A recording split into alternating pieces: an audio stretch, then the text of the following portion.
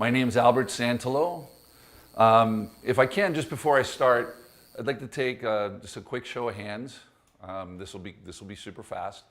But how many of you have had a need in your business for software and either went out and procured something from Salesforce.com or built some custom software inside your organization? Okay, a little more than half the room. And how many of you are actually happy with that experience? That's what I thought. Nobody. Okay. Well, again, my name's Albert Santolo. Just a quick background on me. I'm an engineer. I spent the better part of the beginning of my career actually developing code. Have spent 3 decades in business software in one capacity or another. And the last 17 years as an entrepreneur in the lead role. Have stood up a couple of software companies, both of them venture-backed. The first one's called Avicenna, and the second one's called CareCloud. CareCloud was founded with about $8 million of angel investment and then over $100 million of Silicon Valley venture capital. And so I'm really excited to talk to you today about what we're doing at 8Gig. This is really the work of 30 years, culminating and being dissatisfied with all of that software development effort. We're trying to make it easy. We're trying to make it so easy eventually that developers don't actually need to be involved in every single aspect of it. And so if you look at what we're accelerating software development for digital transformation. Digital transformation, of course, speaks to the big trend in the world where businesses of all shapes and sizes, anywhere in the world, are having to infuse deep technological capabilities just to remain relevant, right? And so Mark Andreessen, the inventor of the Mosaic browser and a prominent venture capitalist, said, software is eating the world. And I said this about in 2012, I think it was.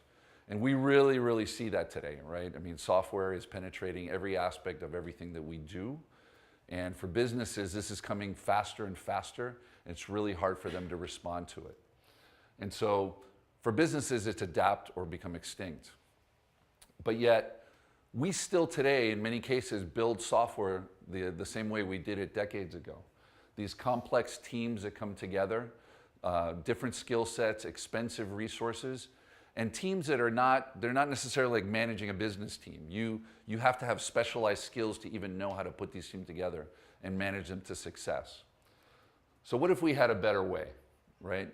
What if we could streamline all of this and make it so that 1 or 2 developers of sort of moderate capability could consume a platform that did a lot of the heavy lifting for them, and they could get to an end result faster, better, cheaper than they ever could before.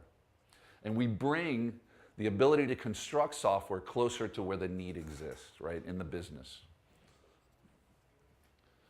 So we compete in a category as defined by Forrester Research as low-code development platforms. So the word low-code implies that developers are more productive by using our technology.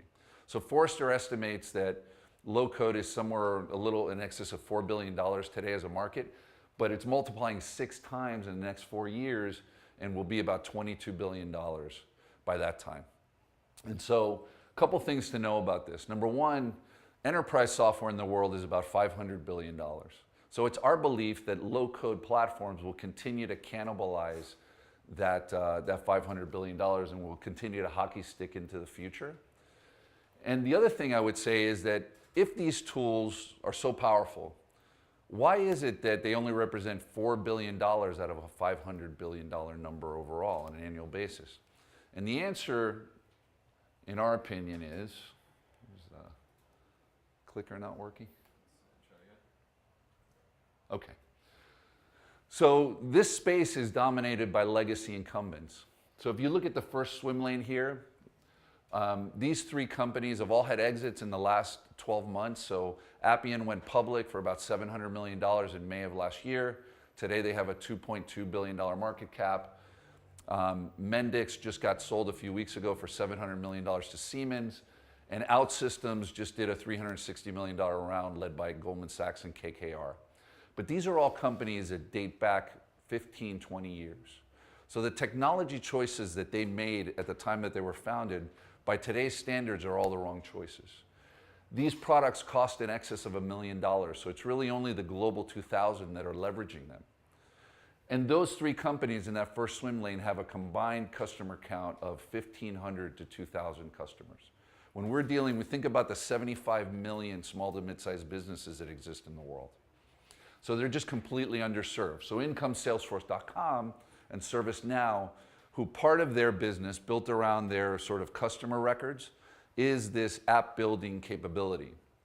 And they've done a nice job of building those products and those businesses. But generally speaking, their customers are dissatisfied. Why? Because the products are a little bit old and they're very expensive. You know, having to pay $89 to $150 per user per month for all these apps becomes really, really unwieldy really quickly. And so this other category of products, which serves the small to mid-market, are just not good enough. They're either too simplistic or too old, and they're just not getting it done. So we believe that a different kind of model is what's appropriate, an exponential model. So it begins with the 8base platform itself, right? Which is a low-code development platform. It helps developers build faster, and then hosting of the software afterwards is a complete afterthought. We combine that with extensibility. So our philosophy essentially is that although we have great developers, core team working on this product, it would be better if we can open it up and allow developers all over the world to add capabilities to the platform in a decentralized way on an ongoing basis. This is how we add capabilities exponentially to the platform. And it doesn't take us 2 decades to get there like our competitors, right? And so part of this is the 8-gig developer network, which is built on trust and reputation. And I'll talk about that in a little bit of detail. But essentially, players in that ecosystem can respond to 2 different types of transactions. They can add capabilities to the platform, make it stronger, and they can earn our piece of 8 token in the process. So I'll jump into the platform first. So imagine our serverless platform sitting at the front end and extending its capabilities to developers who build front-end software and talk to our system through a GraphQL API. So you may not be familiar with GraphQL, but GraphQL is the emerging standard for getting back rich data from any system. It's been replacing RESTful as sort of the standard. It's an open source standard that was put out by Facebook in 2012, and we're big believers in GraphQL. So we've tried to make GraphQL our standard, and then behind the scenes we have full data definition, data persistence layer. So we have visual tools that allow developers to build their data model very easily, and they can do that through the command line as well. And then once they do, it's fully persistent and fault tolerant, fully redundant, and auto-scalable environment. We're also blockchain agnostic, so blockchain connectivity happens here as well. And we've been talking to the protocols, talking about native connectivity into our platform, what that looks like, and have essentially been enabling those capabilities as we get ready to launch our product. And then APIs is the other big part of this, right? It's APIs to the outside world, making those easy to consume for developers through our platform, and then the developer ecosystem adding new API calls on an ongoing basis. And so in thinking about blockchain itself, philosophically where we sit on this is we both use blockchain to enable reputation management within our developer ecosystem, but we're also tools that help with the enablement of blockchain, make blockchain-based development a lot easier. Because today a lot of the work that's happening is at the protocol level, and so we're that layer in between that puts the power of blockchain into the hands of a much bigger set of people in the world.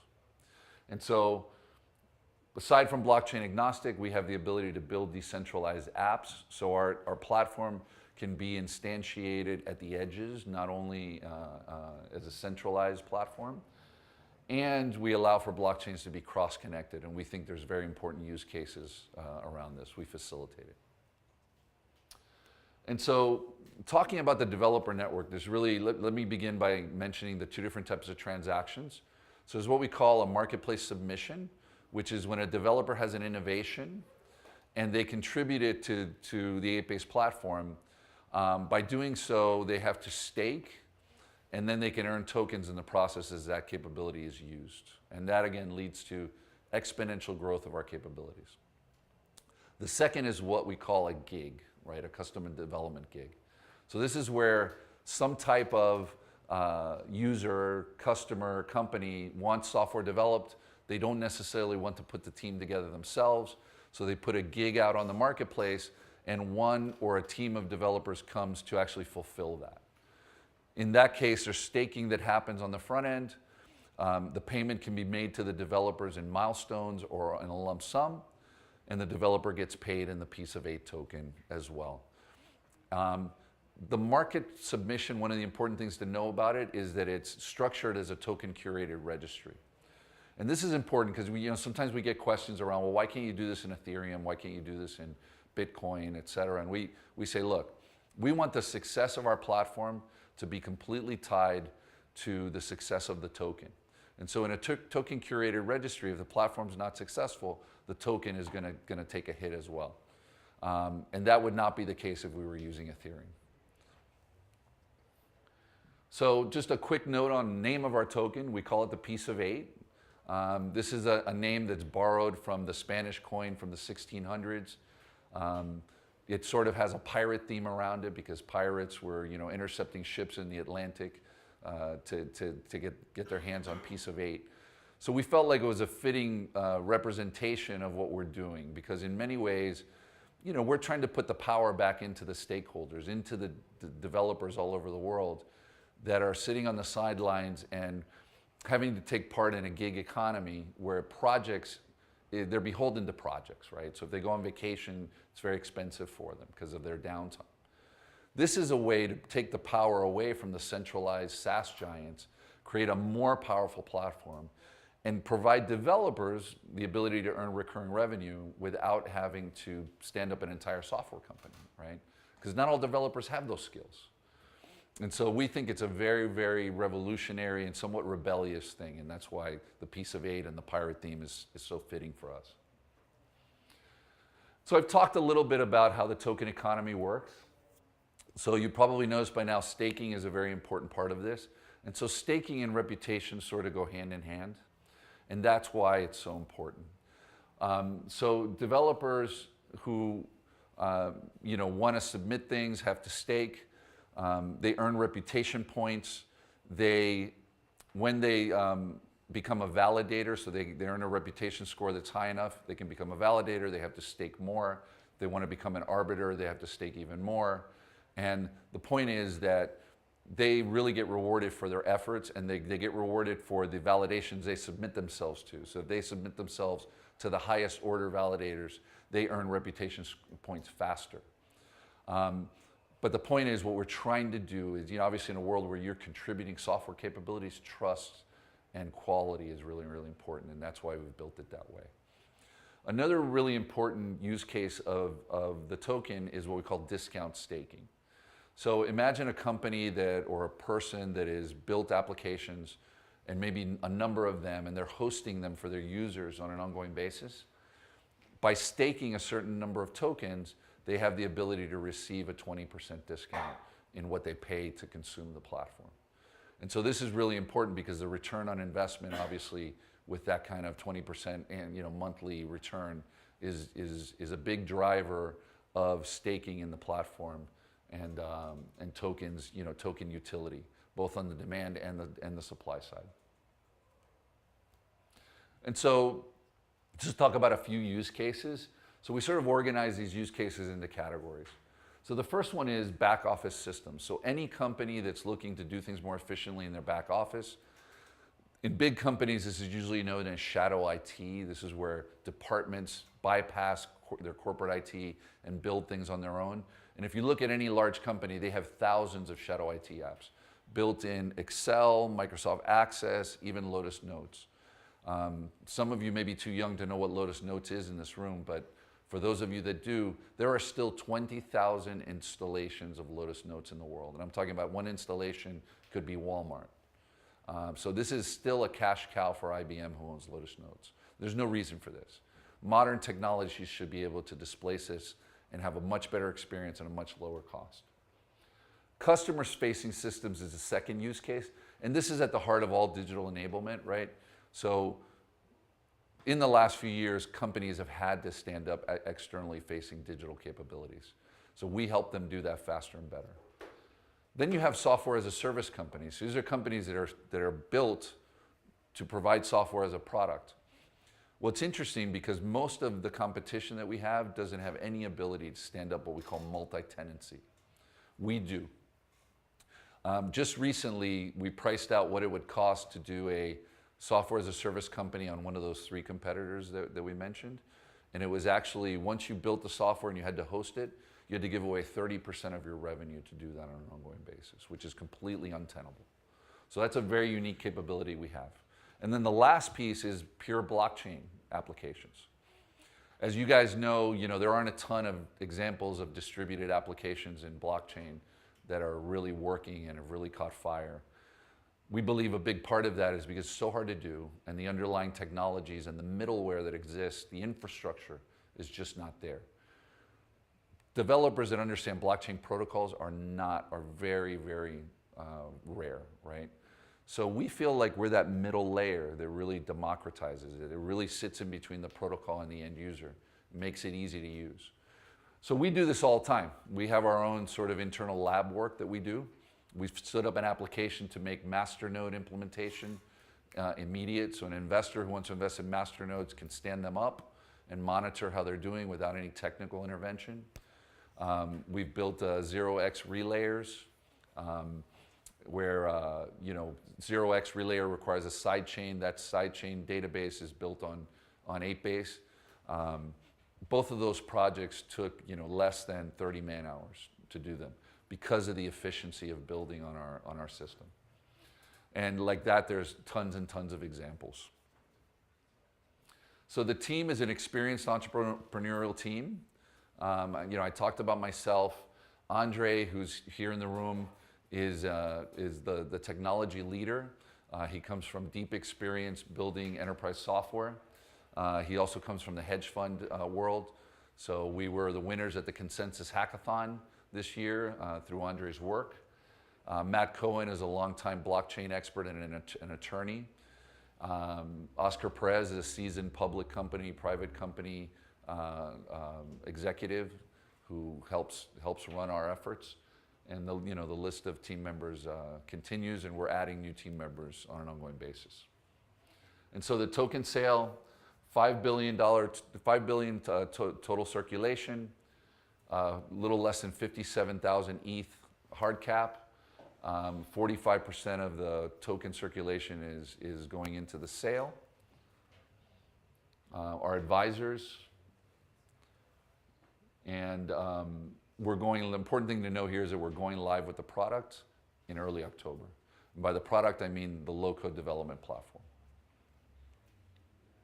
And so, just to finish up, right? Experienced team, huge market opportunity, $2 trillion a year that's going to be spent on digital transformation, not enough platforms to serve the need, and a powerful product that's essentially already built, coupled with really, really strong token case built around it. So that's all I had. Follow us on Telegram, and thank you very much, and be happy to field some questions. Yes? Can you explain the cost?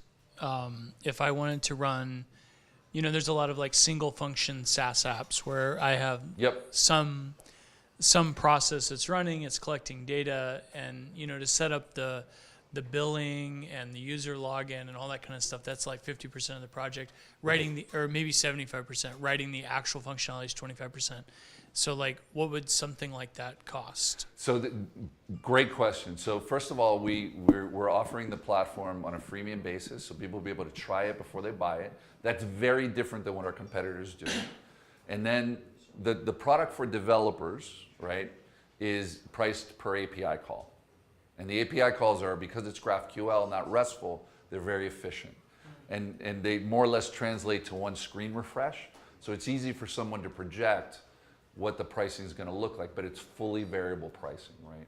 So it's really easy. There isn't that fixed platform cost like you're alluding to. So it's not like I add a module for user login and I add a module for collecting payments, and you're charging me for every module. No. Okay. So remember, part of this is the platform already has very robust capabilities, although developers will be able to extend, right? In a lot of cases, you can use our product as is without any extensions, right? And so the pricing would be very simple. It's based on API calls, and you'd be leveraging all of what it does now. If there are extensions populated by developers that have a cost in piece of 8, that would be additional. Cool. You got a question? Two.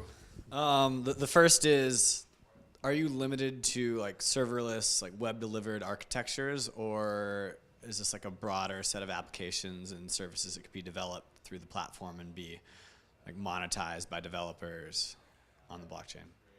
Andre, do you want to answer that one? Maybe I can answer. Sure. So we basically, our core is web delivery. It's aggregating those other services and presenting it to the front-end developers in a very easy to consume GraphQL API. But under the hood, you can connect whatever you want. So a developer can, let's say, can have their own, it could be anything, let's say facial recognition algorithm running somewhere off 8base. And they can connect it to 8base and make it easily consumable by front-end developers and just compensate via the token. And then I was curious if you could kind of explain your connection between like the existing business 8base and 8gig. Yeah, so 8base is the developer of the core low-code platform. And then, 8base is a US Delaware C company. And so 8gig is the collaboration between the Piece of 8 Foundation and 8base.